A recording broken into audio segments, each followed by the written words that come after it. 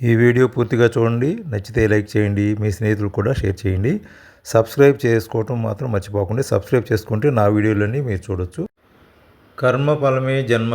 ఒక శరీరంలో చేసిన పాపపుణ్యాలు అదే శరీరంతో అనుభవించటం లేదు, మరొక శరీరంతో అనుభవిస్తున్నారు. ఒకడు ఈ జన్మలో ఎన్ని పాపాలు చేసినా పూర్వజన్మ పుణ్యం వల్ల సుఖాలను అనుభవిస్తూనే ఉంటాడు. అతడు ఈ జన్మలో ఎన్ని పుణ్యాలు చేస్తున్నా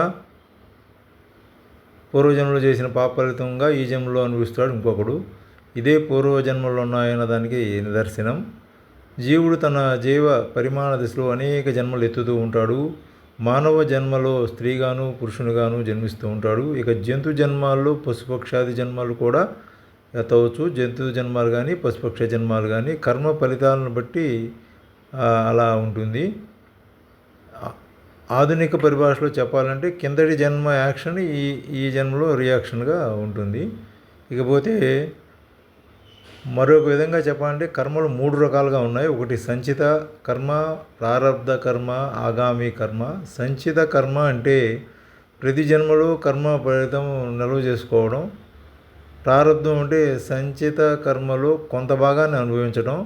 ఆగామి అంటే ఇప్పుడు చేస్తున్న కర్మ ఫలితం రాబోయే జన్మలో అనుభవించడం తర్వాత అనుభవించడానికి సంపాదించుకోవడం. ఇలా మన జయం అంతా దీనిపైనే ఉండాలి. దీన్ని బట్టి రాబోయే జన్మల్లో మన కష్ట సుఖాలు నిర్ణయం చేయబడతాయి. కాబట్టి చేసే కర్మల్లో గొప్పది అభ్యాస యోగమే. అందుకే ఈ అభ్యాస యోగానికి మాత్రమే సత్కర్మలు చేయటం, గురువును ఆశ్రయించి గురువు ద్వారా మంచి విషయాలు తెలుసుకోవడం, దాన్ని అభ్యాస యోగం అంటారు. అభ్యాస యోగం చేసుకుని ఉత్తమ జన్మలు పొందడానికి అవకాశం ఉంటుంది. ఎప్పుడూ ధర్మకార్యాలు చేయండి, ఎవరిని దూషించమాకండి. అందరూ పరమేశ్వర స్వరూపాలు. ప్రతి ప్రాణిని గౌరవించండి.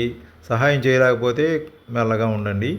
చెడు చేయవద్దు, అదే సత్కర్మ. ఇలా పరమేశ్వరుని కూడా మనం అన్ని రకాలు గౌరవించవచ్చు. చేతనైనంత సహాయం చేయండి వేరే ఎవరికైనా కానీ.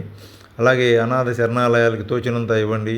వృద్ధుల ఆశ్రమాలకి తోచినంత ఇవ్వండి. మీ పిల్లల పుట్టినరోజుల్లో అనాథ శరణాలయాలకి వెళ్ళండి. అక్కడ లేకపోతే వృద్ధుల ఆశ్రమానికి వెళ్ళండి.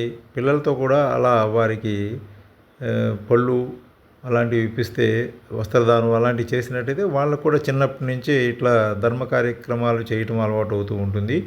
అలా పిల్లలకి మంచి కార్యక్రమాలు నేర్పండి. వారు కూడా సద్బుద్ధి కలిగి ఉంటారు, సత్ప్రవర్తనతో ఉంటారు. దేశానికి, మనకి, మన సంఘానికి ఎంతో మంచి చేసిన వారం అవుతాం. కాబట్టి ఇలా సద్బుద్ధి కలిగి ఉందాం, పుణ్యం సంపాదించుకుందాం. పరమేశ్వర అర్పణమస్తు. శుభం.